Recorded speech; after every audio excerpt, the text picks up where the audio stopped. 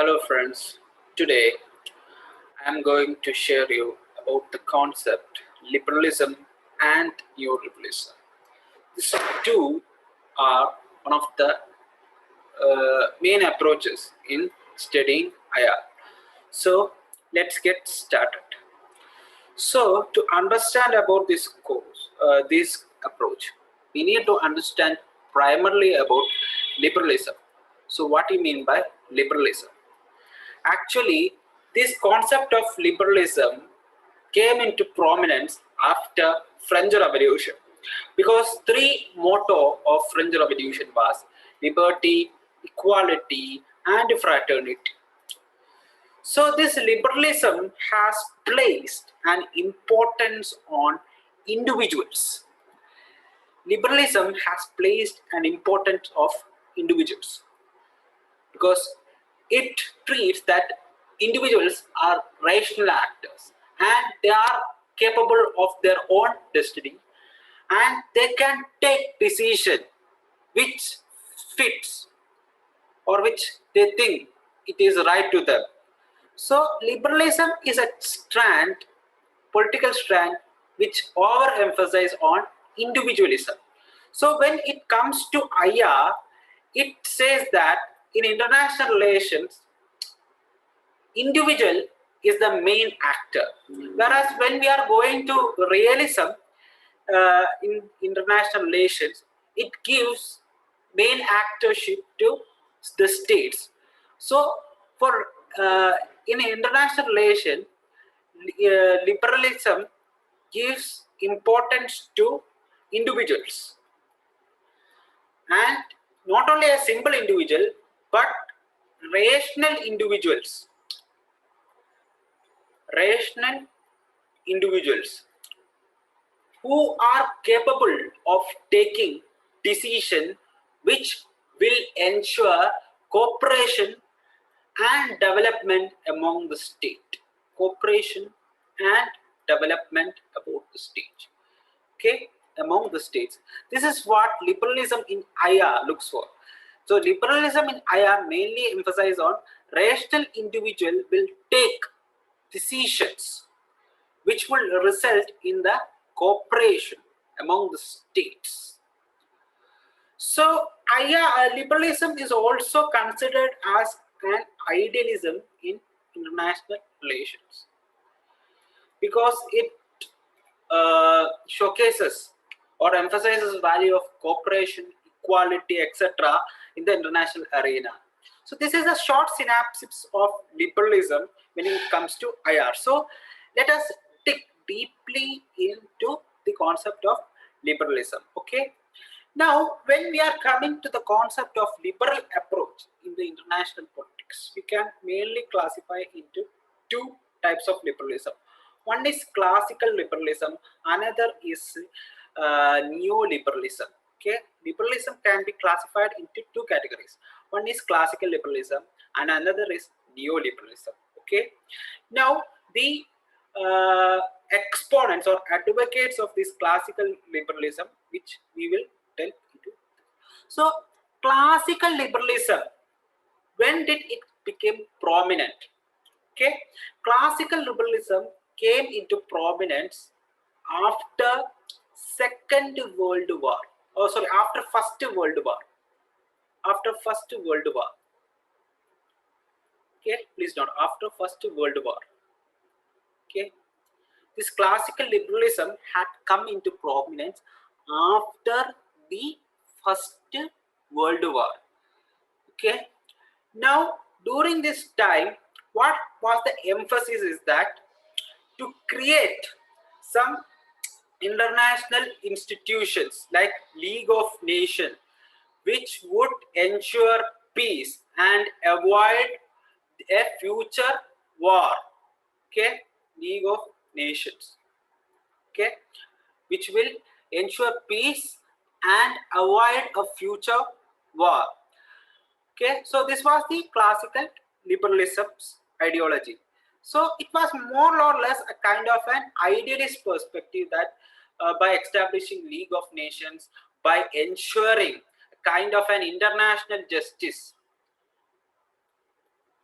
international justice, where every member of League of Nations will accept a collective security that when one collective security that when the security of one nation is threatened by any other nations, the rest will stand against the affected nation and restore the status quo.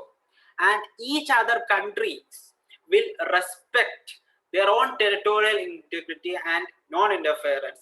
And another feature of this classical liberalism was that it promoted decolonization. Decolonization is that there were many colonies of the European countries. So, giving freedom to these colonies was one of the advocacy of the League of Nations for this classical liberalism thinker. And an end to secret negotiations between the country. Secret negotiation within the country. Between countries. Because before the First World War, there were many secret negotiations with countries, between countries, which had led to distrust among the rebels and eventually led to the World War. So these were some of the key points during the classical liberalism. That is, for example, is the collective security, respecting sovereignty and integrity of other nations, and decolonizing the colonies, etc. So these were noble ideas, but it had some pragmatic issues, practical issues. This did not come into effect. Whereas after the Second World War, the League of Nations was suspended because League of Nations mainly constituted to avoid a future war. But when the Second World War commenced, the prominence or the significance of League of Nations was gone, and more or less Woodrow Wilson, who was the American president, then American president during the World War period, he had proposed this League of Nations. But what happened in this time is that the US did not participate in the League of Nations.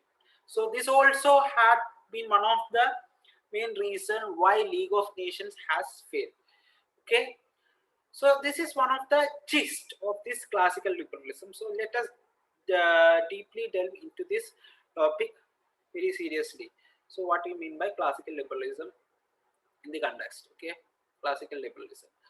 Now, basics of classical liberalism can be found in the ideas of Adam Smith, John Locke, and Jeremy Bentham. You can know these persons a bit. For example, John Locke, he is considered to be father of classical liberalism. Okay, and he argued that the government should be ruled by the consent of the governed. Okay, this is thing. Adam Smith, he is the father of economics, and he advocated free market, and he coined the term laissez-faire economy, where state would not interfere in market. The market economy itself can prosper a nation. That is the philosophy of laissez-faire. And Jeremy Bentham is father of utilitarianism. Father of utilitarianism. John Locke is considered to be father of classical liberalism. Adam Smith, father of economics. Bentham is considered to be father of utilitarianism. Utilitarianism is a concept where there is a greatest utility from a kind of a material, or some other sources. For example, is that I am going to a coaching institute and I am paying 20,000 rupees for learning some skills. For example, is that PSC coaching. So if I am a utilitarian, I want to utilize the coaching facilities at most so that I can have the benefits from it. So like that is a philosophy of utilitarianism, that is maximum utilization of a material or any other source. So Jeremy Bentham was considered to be the father of utilitarianism. He introduced the concept of greatest happiness of greatest number, okay, for liberalism. Okay, liberal strategies. Okay, this is a kind of a, don't look at the international level these points, but to understand the concept of liberalism, it can help you. Okay. Now, liberalism has come into the prominence during the World War One. After the World War One, okay, because before the World War One, we had said that there was secret diplomacy was there, lack of democracy in some regimes were there, and lack of international institution which paved way for the World War One. And after the World War One, a League of Nations was being set up under the recommendation of President Woodrow Wilson. But one of the irony is that USA did not participate in or was not a member of League of Nations. Okay, that is one of the point. Now, the significance of the uh, significance of the classic League of Nations was questioned because what Second World War had happened. So it was being criticized by in the book called 20-Year Crisis by E.H. Carr. E.H. Carr is very important because he is a proponent of classical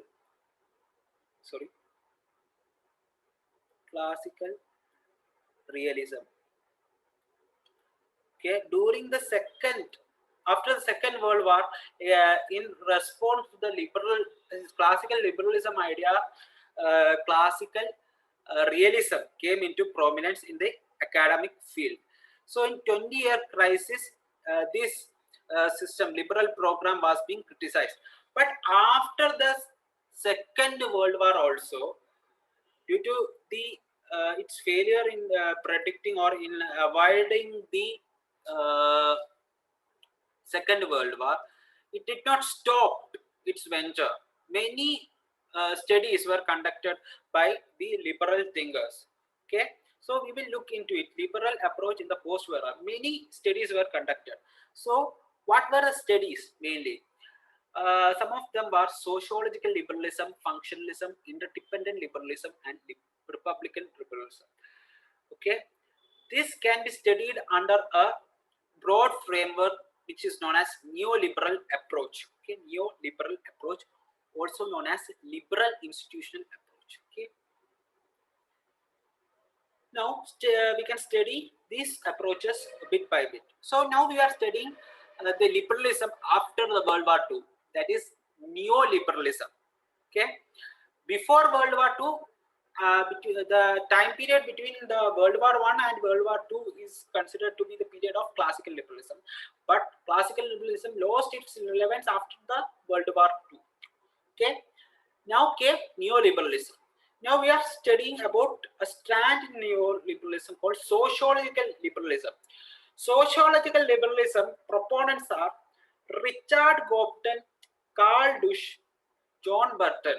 Okay, now the Richard Gopton says that people and social grouping relate with one another and form network across the globe. This we can see in our current world, isn't it? People across the world will relate to one another in form of religion or in the form of taste or in the form of any sort of occupations or in the form of some sort of activism, etc. And many other social groupings also are there due to globalizations. So these groupings, these kinds of connections, that is global networks, in the form of network of people or networking of social group, create a complex interdependence. So these kinds of connection between people, that is these kinds of connection between the people and between people and groups creates a complex interdependence. Okay, these complex interdependence will avert the chance of a war. For example, is that the for example, India is dependent on West Asia for oil. Okay, West Asia for oil. India is dependent West Asia for oil. So India receives oil from West Asia and we supplies labor to West Asia also. Okay, in the form of manpower. So what happens is that India and West Asia are mutually interdependent. What happens is that at certain we stopped recruitment of manpower to West Asia, then there will be a sudden collapse of economy in the Western Asia. They would find it difficult to get some jobs or some employees from other countries, because India is one of the country which has large number of population which can give a large number of cheap labors. Okay, whereas if West Asia stop giving us oil, what happens is that it will affect us very drastically. Okay, because we are daily we are using our vehicles, maybe it will be private or public. So what happens if we don't have some sort of oils?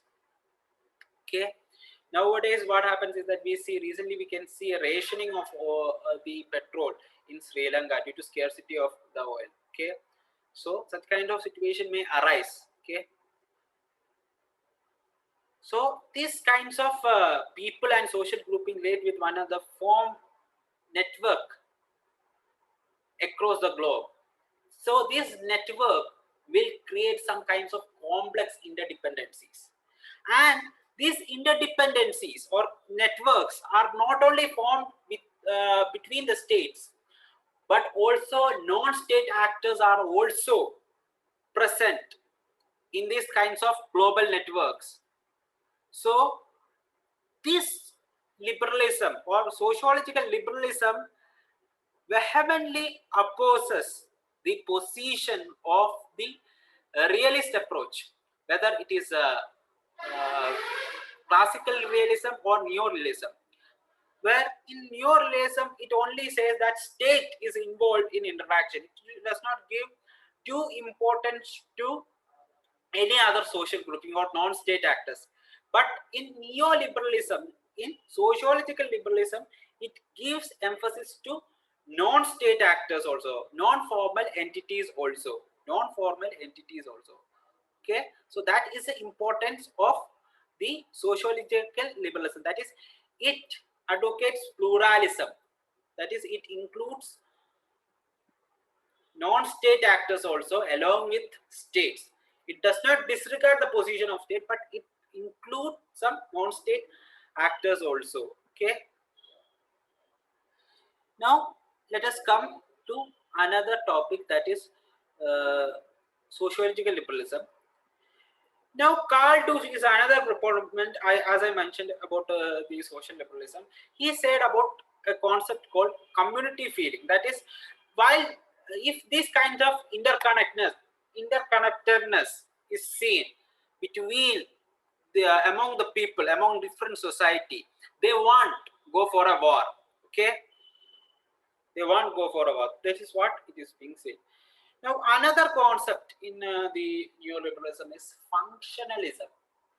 Functionalism is what happens is that proponents of this functions concept of functionalism is David Mitrani and Ernst Haas. So what happens is that if state cooperates in one aspect, they would be able to do in other fields. For example, is that if two states or three or four states cooperate in economic sphere, okay, for example, is that transportation free trade agreement, this can expand in another sphere also or another aspect also. For example, political aspect, social aspect, etc., leading into the integration of the countries, leading to integration of countries. Okay, one example of this is EU. The first form of EU was in the form of European Coal and Steel Community in 1952. And in 1993, European Union was formed on the Treaty of Maastricht. First, it was a kind of a economic cooperation. Then slowly, it turned into a political cooperation as well. Political, cultural cooperation as well. So this example of functionalism is EU. Okay. Now we will move to another strand, that is the interdependent liberalism. The proponents are Robert O. Cuahan and Joseph X. Nye. Okay. In their book, Power and Interdependence, they identify three main features of interdependent liberalism. That is, there are multiple channels of connection that link societies and people. Okay, this is what so these multiple channels of connections are between non-governmental individual, government officials, and number of transnational organizations, etc. Now, there are multiple issues in world politics. There is no hierarchy of issues. That is a very important thing. Is that well, realist scholars have given priority to military and security issues, but liberalism challenges this notion. They yeah, they argue that issues of domestic politics of a country also matters in the international arena, domestic politics also. For example, is that revolutions in some of the countries or in some of the Arab countries had influenced the economics all over the world. Okay. Then another thing is that national issues of a country with an international. There is a connection between national issue of a country with an international issue. For example, is that current example you can say about coronavirus, which originated from China, had implication to the rest of the world. And I will give you an hypothesis. Currently, most of 1/3 of the produce of to the world is from China. So if China collapse, what happens is that this 1/3 of the products would not arrive to your home or would not arrive to the countries. So manufacturing sector will face kind of a severe backlash if China collapsed. Moreover, 70% of the medical equipments are from China. So if China is collapsing, what happens is that the medical we can see a kind of a total collapse of global medical industries also, or global medical field also. And this has risen when corona virus crept over China. Okay. So there is a kind of a national issues of a country is related to international event. Whereas Kenneth Waltz want to what a renowned realist, he wanted to sever the link with the high politics, between high politics and low politics, and only concentrate on high politics. Low politics are the politics which concerned with the domestic level, but the neoliberals is not taking such stand. Neoliberals focuses on the national issues of a country with the international events. Okay. Now we will move to Republican liberalism. One of the proponent of this, which we need to learn, is Immanuel Kant. Immanuel Kant postulates that the form of a government or form of a society within a country would influence its international policy. Generally, democracies want wage war any country. So democracies would not fight against each country. Only autocratic or authoritarian regimes would have a tendency to wage a war against another country and to upset peace. Okay, so this is the notion given by Republican liberalism. Okay. Now, these are all about the neoliberalism, which we can understand. So the summary which we can derive from this neoliberalism approach is that it emphasizes, okay, neoliberalism approach. It what is a speciality of the neoliberalism approach, and what is it's different from classical liberal approach, which we are going to see, okay, from the coming slides. Okay. Okay. According to classical liberalism, classical liberalism, uh, classical realism, cause of conflict can be traced to human nature. Okay. Okay. According to classical liberalism, so human beings, what happens is that with the rationality, they can forge a kind of cooperation according to classical liberalism. Okay. But what happens is that neoliberalism neoliberalists are against it.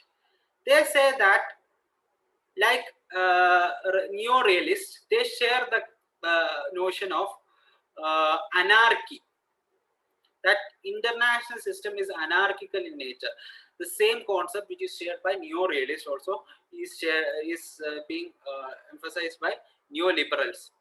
Now, to end this anarchy, what suggestions are being made by neoliberals? This is the point. They had advocated for what? Need for institutions. Need for institutions. Okay. Examples are UN, EU, etc. So that anarchy can be minimized in international arena, because there are no international governments. So international institutions play an important role here, okay, in forging a kind of a cooperation and promoting transparency in international relations. This is one of the way to combat the anarchy. Another ways is, which I have discussed earlier, that is by economic interdependence. Economic interdependence. So according to neoliberals, anarchy can be mitigated by two ways. One by international institutions, another by economic interdependence. Okay, economic interdependence, not only economic interdependence, but interdependence in the form of cultural, economic, and political. Okay, but they are giving more emphasis on economical interdependence. Okay, clear?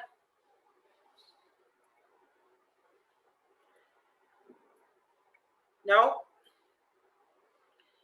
classical liberalism tends to emphasize importance on individual agents, which I have discussed in the first section or first phase of the session. Okay, but neo-realist, what happens is that they acknowledge what state is the most important actor in the international arena, like neo-realist and realist. Okay, realist assertions. But they also add non-state actors like MNCs and NGOs. So this is one of the another differences which we can see from classical liberalism and neoliberal. That is, they include non-state actors like MNCs and NGO, and they agree that state is an important actor. Okay, whereas realists did not give more importance or any importance to non-state actors. It is neoliberals who are giving it. Okay. Now, the classical liberals are getting their inspiration from history and political philosophy. History and political philosophy. History and political philosophy. Okay, history and political philosophy. Classical liberals are getting inspiration from history and political philosophy. Whereas neoliberals are getting their inspiration from game theory and behavioral economics. What do you mean by game theory? Game theory. Game theory means you can understand a famous scene from Dark Knight where two ships are seen. In one ship there are prisoners, and in another ship there are civilians. Okay, so what did the villain of the film, Joker, did was a kind of a bomb. Okay, what did the villain Joker did was that a kind of a remote control bomb was given to two ships. Okay, remote control bomb. Okay, and the Joker has said that to both the ships, to the people of both the ships, that you have a time bomb or you have a kind of a remote. If you either of you press it, the opposite ship would explode and your ship would be safe. That's what Joker gave them. And one interesting feature is that there was not a mutual communication between these two ships. So what happens is that there is a tendency that there would be mistrust between people between these two ships, that they would fear that if they didn't detonate the bomb, they might detonate the bomb first and they would die. So what happens is that they should detonate the bomb in order to be safe. So such kind of situation was there. Okay, such kind of situation where you need to attack before one attacks you, because one don't know what is the intention of your opponent, is what called game theory is all about. Okay, so neoliberalism extensively draw their inspiration from game theory as well as behavioral economics. Behavioral economics is a branch of economics which mixes the psychology of the people. Okay, now another is difference between realism and neo-realism and neoliberalism. What are the differences which we see in neo-realism and neo-liberalism? Till now we have discussed about difference between classical liberalism and neo-liberalism. Okay, the main difference between neoliberalism and liberalism, classical liberalism, is that neoliberalism acknowledges state is an anarchy, or international system is an anarchy, and state is an important actor, but it also includes many other non-state actors also.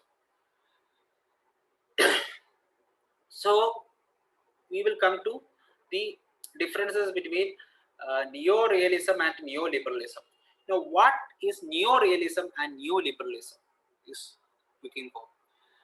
So neo-realist, what happens is that they say that states is in an anarchical international system, so they need to augment their military capabilities so that to protect themselves, because they are suspicious about other actors.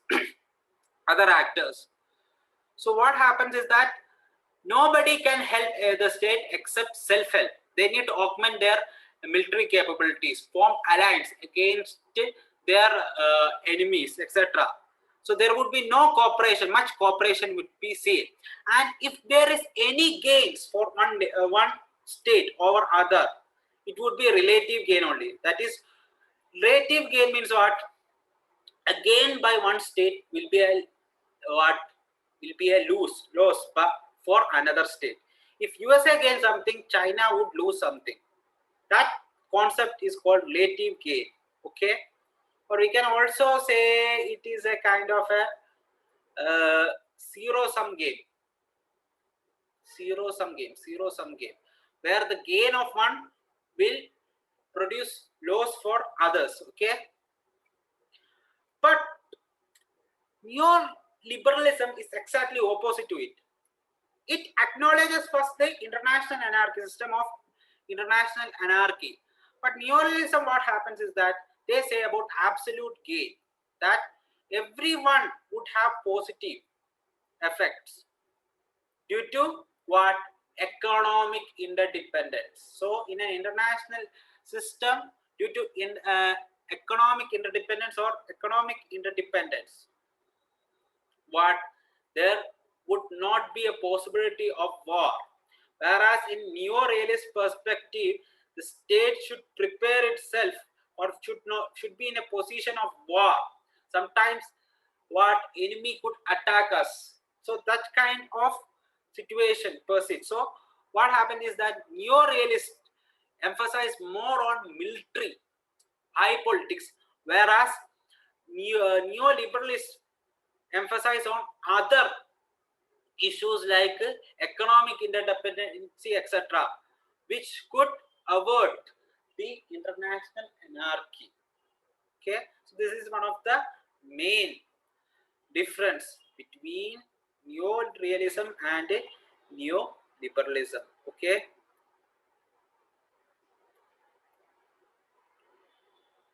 now darker side of neoliberalism. What is the darker side of neoliberalism is that this we can understand by just one statement, that neoliberalism is a construct of developed world, that it excludes other aspects or other institutions like NA, non-aligned movement.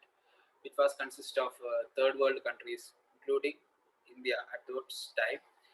Then it also excluded the Latin American economies. That is, these Latin American economies had faced an economic inequality as a result of privatization and structural adjustment policies. So we can say that neoliberalism is a construct of developed world because it excluded the countries of third world countries, like most of third world countries in Asia, Latin America, and Africa.